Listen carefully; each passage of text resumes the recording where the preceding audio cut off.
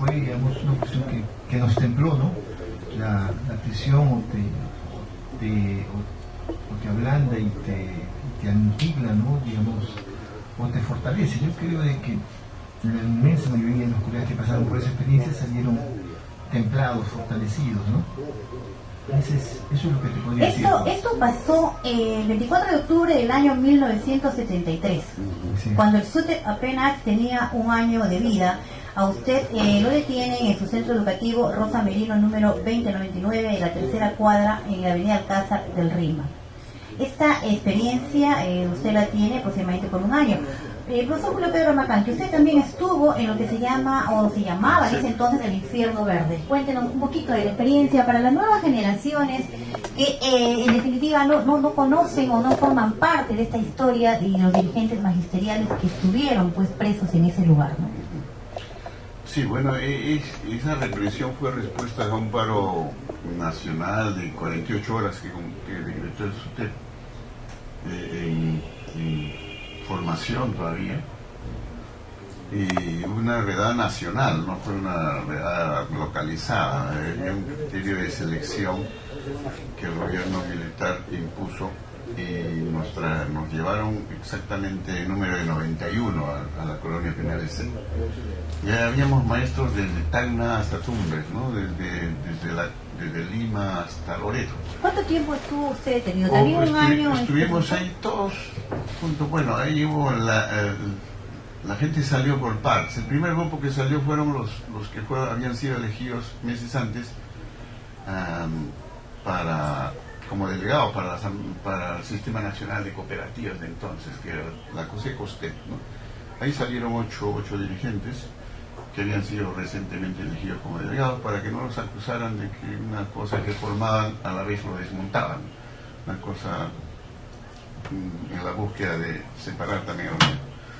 Pero después fueron saliendo progresivamente, pero a partir del quinto mes, ¿no? Los otros grupos. Pero el grupo principal quedamos hasta el final, ¿no? Hasta julio del 74, de octubre del 73 hasta julio del 74. Ahora, como decía Carlos, la cárcel o te liquida o te reafirma. Esa es una realidad. Y nosotros aprendimos a enfrentar ese problema. En la cárcel, si querías sobrevivir y enfrentar el problema, tenías que organizarte internamente. Tenías que mantener ocupada a la gente allí en diversas actividades. Y surgen los organizadores, los comités de disciplina, claro, pero además se respetaba la estructura de organización sindical. Ahí estaba Cayero, que era secretario de organización, ahí estaba Ceballos, que era secretario general del sindicato, y habíamos dirigentes de las organizaciones regionales. Entonces nos organizamos por regiones. Formalmente estábamos obligados a comer la paila, ¿no? Que preparaban ellos, pero nosotros, para buscar actividad, pedimos que nos entregaran los alimentos en crudo para nosotros mismos preparar y tener en qué ocupar el tiempo. Entonces nos organizaban por regiones, unos cocinaban, otros traían al niño, otros traían al lado, otros hacían la limpieza de la cuadra, en fin. Y luego teníamos pues reuniones de discusión, de deliberación interna. Entonces eso hace que los maestros, la gran mayoría de los maestros, se afirmen, ¿no?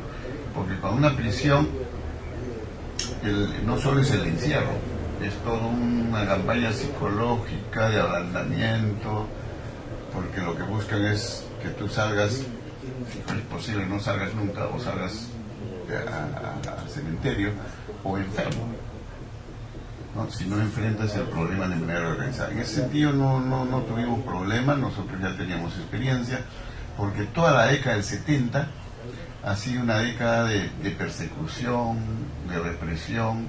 No había un año donde los dirigentes no estaban 2 meses, 3 meses, 1 mes, medio año, hasta que el 79 fue de todo un año, ¿cierto? En el cuartel de la Republicana.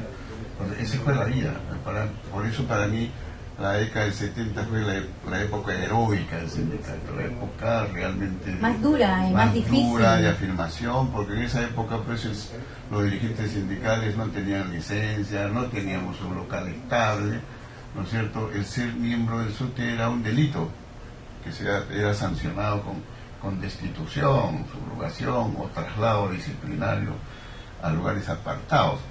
Entonces había que enfrentar todo ese conjunto de cosas de manera organizada, y los maestros del país supieron enfrentar esa dura década del 70 y donde tentaron. Esa mística con que se generó duró, a mi modo de ver, hasta la primera mitad de los 80.